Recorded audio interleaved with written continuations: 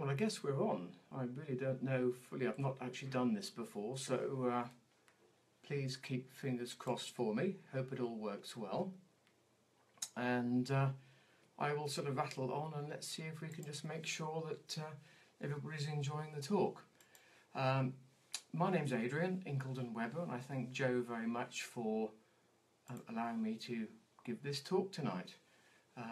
So I hope you can all hear me, and so I'll just keep rattling through. If there's any problems, then hopefully things will be sorted. Anyway, what I do, I'm a house healer. The reason it's coming up, this isn't your most watched live video yet. Good. Hi Joe. Hopefully it's all okay. You can all hear me. So if you can just indicate that you can, then I'm happy. So how I really got into house healing is I've spent 25 years as an estate agent and noticed a lot of houses, one in particular that would come on the market every 3 years, and it was this repeating pattern that caused me to do what I'm doing today. I started off with a bit of healing, a bit of Reiki healing, and it moved on rapidly to becoming a house healer, a geomancer, an earth healer. Now, what I tend to do is clear people's houses of detrimental energy patterns. Most of that tends to be human emotion. Probably, well, it depends on the time of the month, I think, but anywhere between 70 and 80% of people's problems in houses tends to be human emotional stuff, whether it's junk that we've built up or whether we've actually inherited it from the last owners. It can come from anywhere. So it leaves about 20 to 25% of earth energies that also will cause people problems in the houses, whether it's an energy line, whether it's underground water. So the job I do is actually fairly complex, but I try and look at it in very grounded ways. First, I would say that house healing really is very much people healing.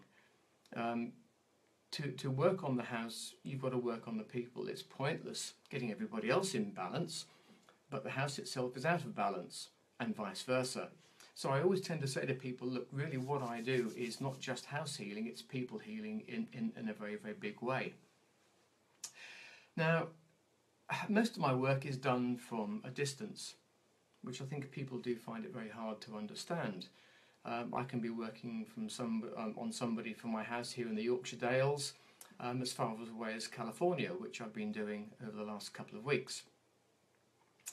I always find that side quite intriguing, and it still mystifies me at how it all works, but as everybody knows, we're all completely connected with everybody else, so maybe I shouldn't be surprised.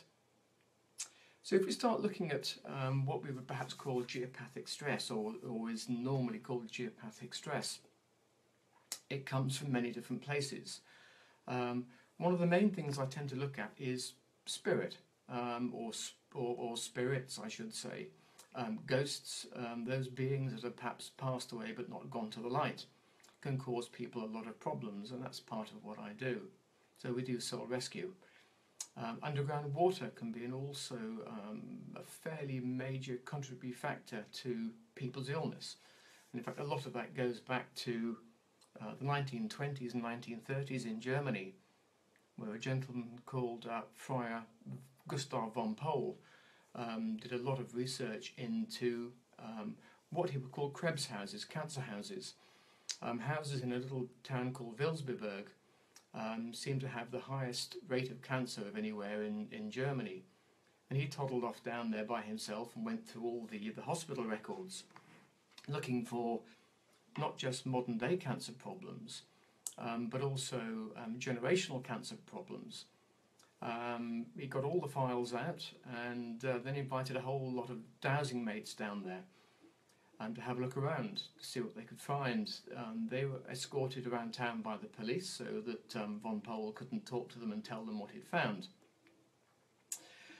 And they mapped out all what they were called black lines. It's quite a famous thing there. If you look up Krebs houses on the internet, it'll tell you all about it. So it became a fairly famous thing to actually have found. But they called them black lines in those days. And really, for me, what is a black line? Is it purely an emotional line? Is it a watercourse? They were looking really at water as the main source of cancer, leukemia, rheumatism, arthritis. So that's one of the biggies to look for. You've got earth energy lines, you've got the wonderful ley lines, which everybody you talk to has a different idea of what they are. We have stress lines, lines set up by human beings, domestic disputes, mental abuse, physical abuse, sexual abuse. If you live next door to a nursing home, for instance, you may well find that a lot of the emotional stuff that's going on there will have an effect on you and the family. We have energy channels. I guess the famous ones are the Michael and Mary line, as dowsed by Hamish Miller and Paul Broadhurst many, many years ago. Fault lines, natural lines in the planet that can cause a lot of problems as well. Energy spirals, another one. Interesting, if you sleep above one of those, for instance, they're very energizing things to be in or near, but not the best thing to sleep above. So if you've got one, then we need to do work on it to try and calm things down. Power objects is another interesting subject.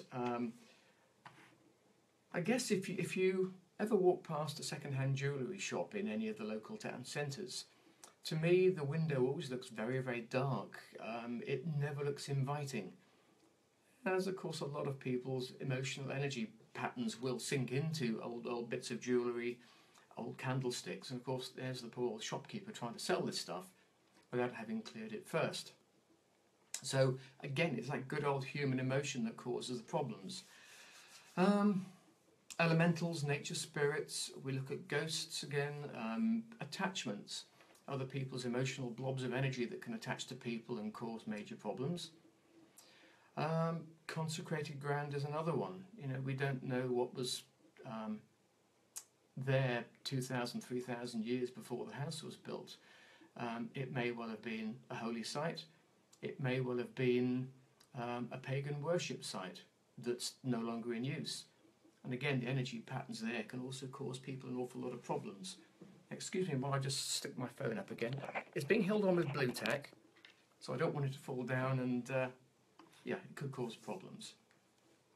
So that's kind of part of what I look at. It's a fascinating journey. It's very much of the left brain, right brain stuff. The left brain is very much more the logical brain, the question-asking side, but the feminine side is very much more the intuitive side, which is where a lot of the answers will come from when I'm working. So really, if we look at geopathic stress, it doesn't actually make you ill per se, but what it does do, it puts the body out of balance. If you take sleep, for example, and if you go to sleep and have a good night's sleep, the body's spending, let's say, 100% of its time doing the healing work that's necessary for all the rigours we've put it through during the course of the day. Whether it's pollution, electrosmog, stress, strain, you name it. We're not very good to ourselves. So what we really need to do is get a good night's sleep to get the body to put itself back into balance. But if you're living above a particularly bad area of what we'll call geopathic stress, whether it's an energy line or water course or spiral, the body starts to spend a little bit more time every night or every week or every month fighting off the effects of geopathic stress, to then spend less time really healing itself. So this whole imbalance starts to I'll have a look. I've got various questions coming up on screen here. Blue tack, a power object. Let me come back to that in a second. But what's happening is the balance. You're out of balance. So your body's then spending more time fighting off the effects of the detrimental energy around compared to healing itself during the course of its sleep. So sleep's important, but where you sleep is also important. And what we really try and do is to harmonise the energy patterns in the room so that straight away you can actually get a good night's sleep and help yourself, heal yourself, without having to resort to going to the doctor every 5 minutes. Now, Tricia has just come up with a question about power objects. No, I was trying to blue tack my mobile telephone to my screen so that I haven't got to stand there holding the phone up. But I guess you could blue tack a power object if you wanted to, but they tend to be, so like somebody's wedding ring, if your mum-in-law or mum's passed away, depending on how they've passed away, a lot of their emotion can actually be held within that ring.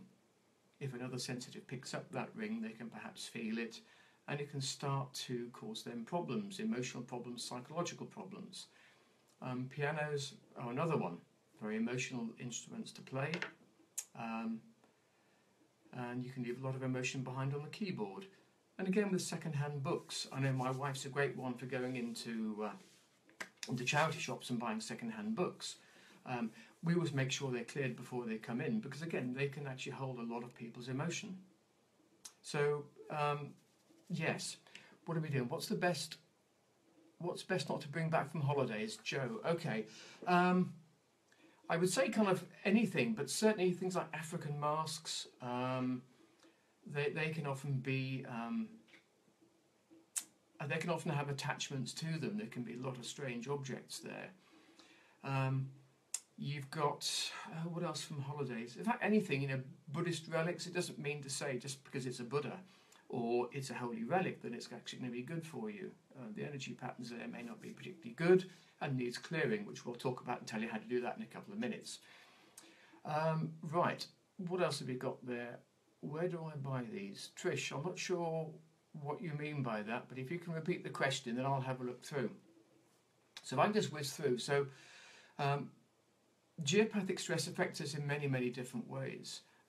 Obviously the first one is being drained of energy, mentally worn down. Insomnia is another classic case of geopathic stress. Grinding your teeth, rheumatism, depression, being bad-tempered for no reason.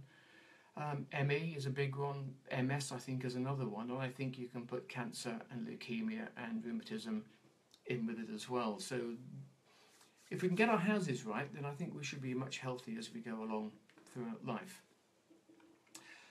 Nature is a good way of, or it gives us good pointers. Let's have a quick look at that. So I buy books. How do I clear energies from them? Okay, right. I will come to that, Trish. I will come to that in a second, because I'll give you a couple of tools to take with you, which is actually really going to help as we go through.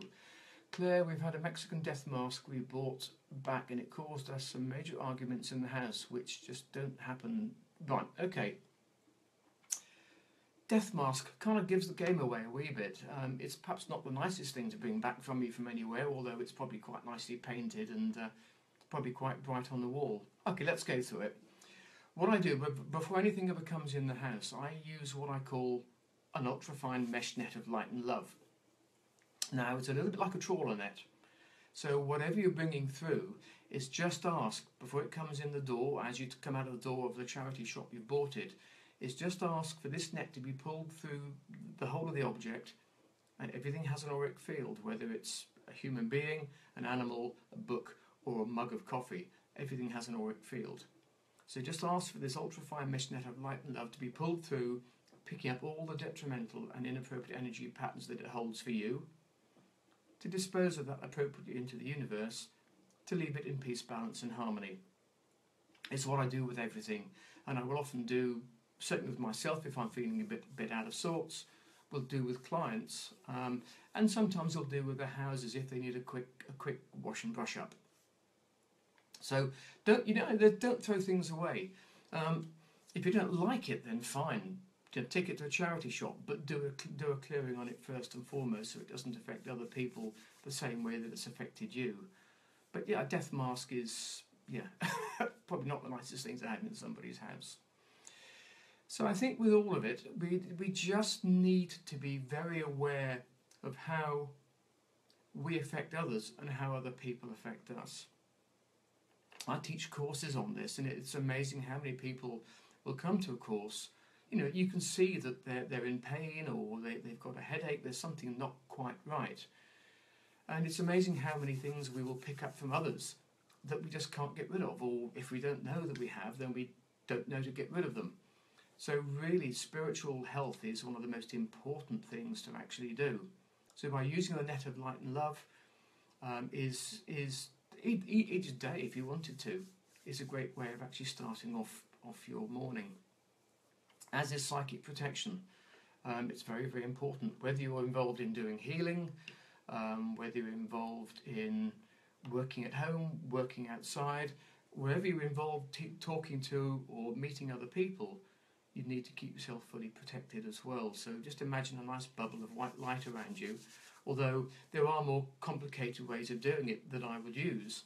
If you log on to my website, which is www.dowsingspirits.co.uk, and log on to, I think it's the media page, there's a lot of stuff on there which will kind of teach you how to do psychic protection to keep you nice and safe.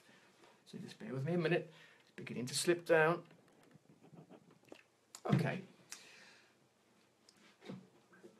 With all healing work, I tend to find that you need to make sure when people come to see you that they're sorted out or they're nice and spiritually clean before they come in the door.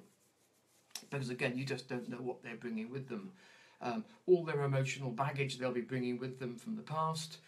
So what I tend to do is use that ultrafine mesh net of light and love. I'll almost put it over the door. So if anybody walks through it, then all that comes through is the good stuff and the bad stuff is left behind. It's a bit like an overcoat, you can leave it outside the front door for them to pick up whatever they need on the way out. And that way when you do the healing, you're actually working directly on the people, rather than having to wade through all the murk and the stuff they're bringing with them. And you will suddenly find you get some very, very good results because of it. So the sort of problems we tend to find in people's houses is baggage. This divorce house, for instance, every 3 years, almost to the day, this house would come on the marketplace.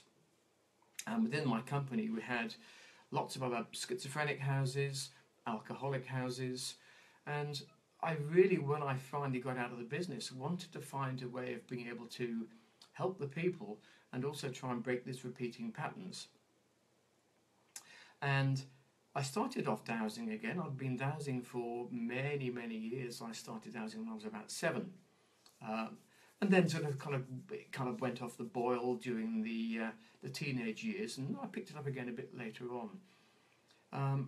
But I started to use it to be able to ask questions of upstairs or the Universal Library, if you like, because I wasn't getting any answers from the people that I was talking to. I was then directed to see a chap over in Ashvale called Andy Roberts, a very good healer down there. He kind of pushed me back onto my pathway, and here I am today doing what I'm doing. I'm called in lots of different houses for many, many different reasons. How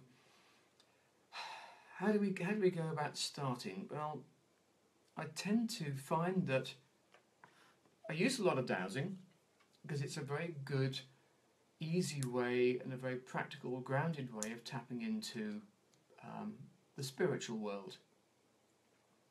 The spiritual world don't always answer me. I never say that I'm particularly talented. I've got friends of mine, very gifted mediums, who hear these wonderful messages coming through.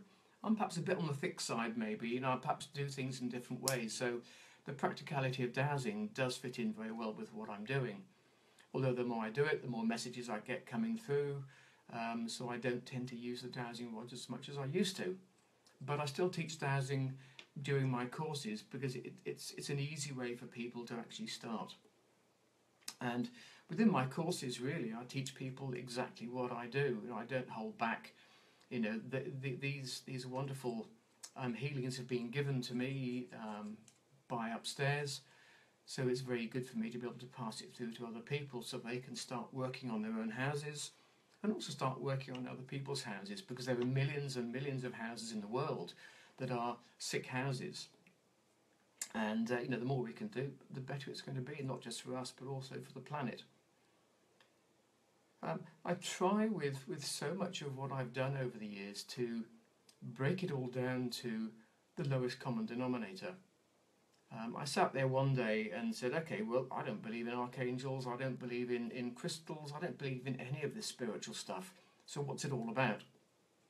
I picked up a dowsing rod, or picked up a pendulum and started asking questions. And it was really from the answers that I started to form my own belief patterns. I'm very much aware that 21st century energies are far easier to tap into for many people now than the 20th century was. I do love shamanism, I do love druidry as well, but I do find that what I do is to cut through a lot of the old ceremonies and start working very quickly on the problem. Rather, I haven't got time to spend, say, 2 hours in a sweat lodge, for instance, when I've got clients mounting up and building up who really do need a lot of help very, very quickly. So I do believe and very aware that the 20th century or 21st century allows us to take shortcuts to be able to get to the problem quicker than we perhaps would do in the 20th, and to be able to do healing a lot quicker as well. And I believe that healing is within all of us. I think we are all natural born healers, but I think depending on how you lead your life, what you do in your life, a lot of that, those wonderful gifts that we've been given just kind of disappear. So for me, really, it was a very rude awakening at about 45 years old to say, you're not going to be doing estate agency for much longer, mate. We've got much bigger things or much bigger fish for you to fry later on. I suppose it's a bit like a big awakening for me. I guess, again, a bit thick to begin with, but it took me a bit of time to work it through. But I've worked on probably over 1,000 houses now over the last 12 years. And they keep coming, I keep healing them, a lot of fine-tuning work being done. But, if you start to look at this, each house will have its problems. It doesn't matter if somebody comes to see you and says, oh, we've got a lovely feeling in this house. It may be a good feeling for them, but it may not necessarily be a good feeling for you. So there's always going to be something that needs to be done. And the more you do, the better you're going to feel. The better you feel, the stronger you become. So you're not as attacked by those sort of external energies than you would be if you were just incredibly sensitive and just coming into this thing first and foremost. So I tend to use a lot of what I do for healing houses, healing people, healing buildings, healing offices. I do a lot of work for people on their workplace, but also healing other people. I tend to always use the words as appropriate because hopefully upstairs knows an awful lot about this, a lot more about this than I do. So I tend to, if I'm sending healing to somebody, I always ask that it's appropriate for the person, and the healing goes to wherever it needs to go. By that way, it's almost giving permission for upstairs to actually do the work, rather than us having to always ask each member of the family, do you mind if I do healing on you? So I tend to throw it very much to upstairs to let them tell me and show me what needs to be done. My clients come from all over the place, from a one-bedroom flat in Balham to sort of big mansion houses around the world.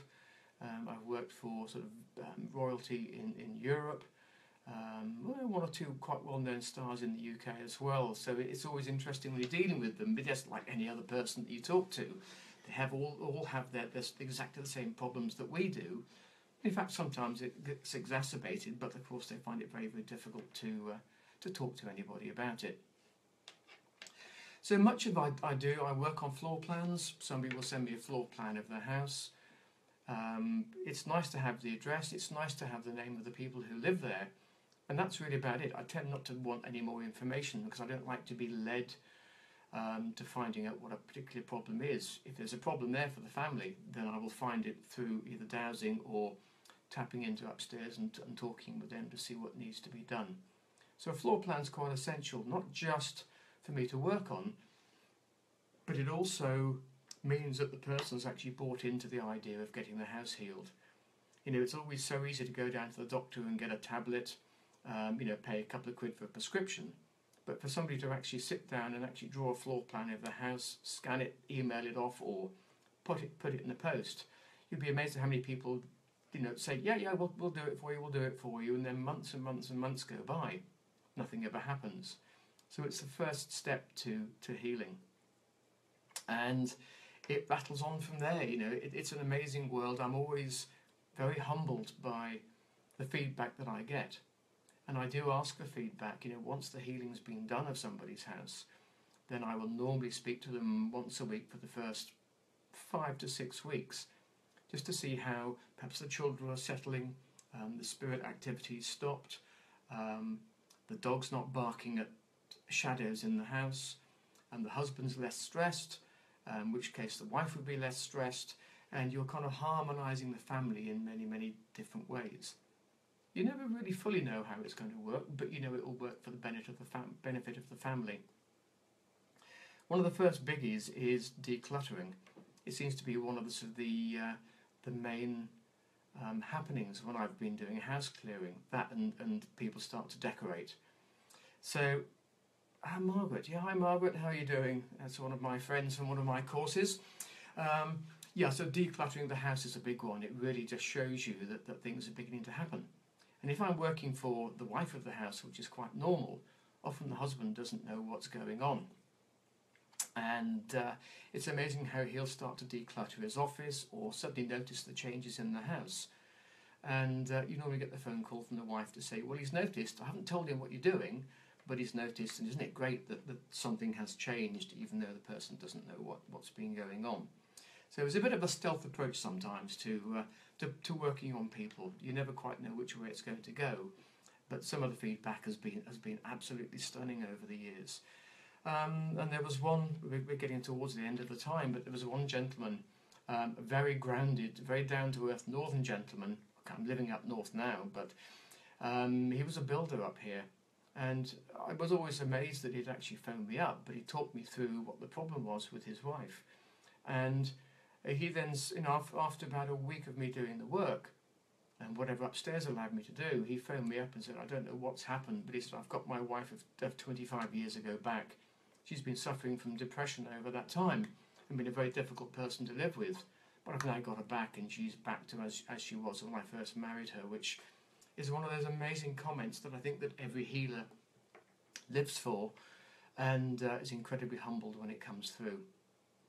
So the ultravine mesh net of light and love is a great one to use.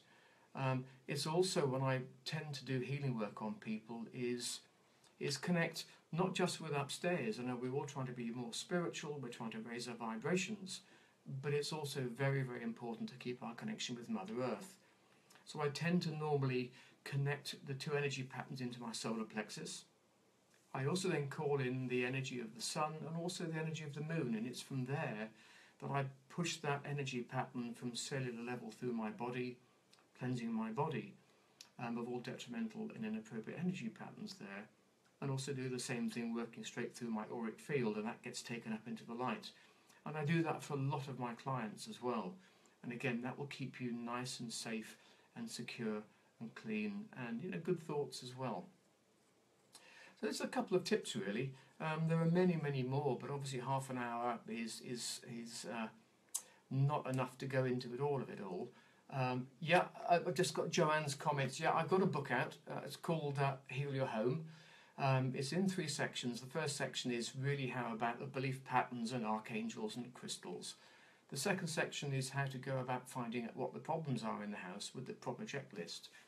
And the final bit of the book is all how to do the healing, so it's on my methods of healing. So I don't hold anything back.